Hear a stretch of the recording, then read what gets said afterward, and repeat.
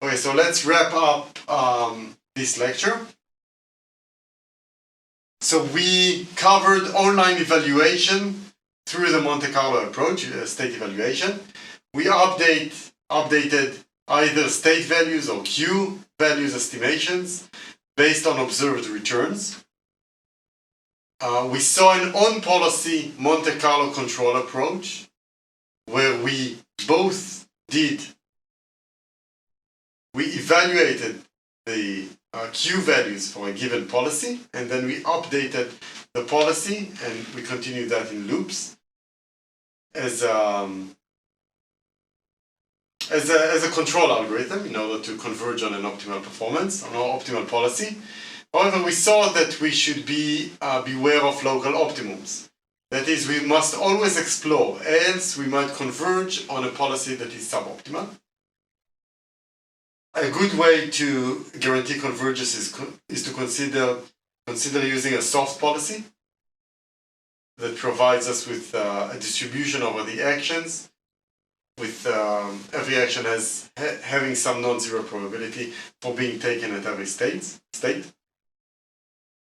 Then we assign soft policy values that, so one way to do it is to assign soft values that mimic an epsilon greedy strategy, but any distribution, we also saw uniform distribution, and that's also fine, right? Finally, we saw that on-policy learning is not sample efficient, right? And so we went over off-policy Monte Carlo control, where we defined some target policy, for instance, an argmax over the Q values. And this policy, the target policy, might be different than the behavioral policy, And then we perform learning. We learn the values for the target policy, but utilizing weighted importance sampling to train a target policy, right? To train Q values for a target policy. Either Q value or state values. Q values will help us also update our policy, our target policy towards optimized policy. But we can do both. We can learn both the state values or the Q values or the action. What next? So next we're going to discuss temporal difference learning, TD learning, which is, I would say, the other end of Monte Carlo control. If Monte Carlo control update the expected return based on the full trajectory from a given state and action pair, TD learning performs learning only by looking at the next state, right, over a single transition. We try to propagate values more similar to value iteration, but we'll try to do it online. Propagate values from the immediate neighbors of a given state.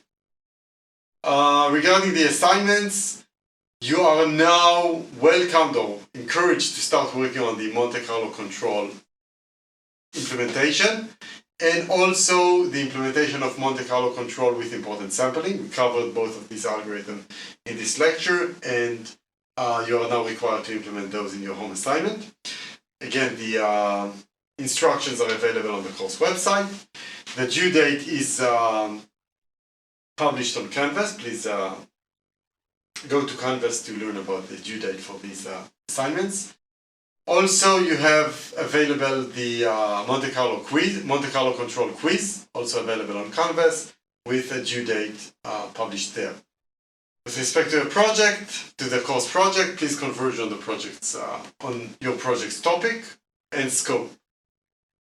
And again, be sure that your project is appropriate for reinforcement learning.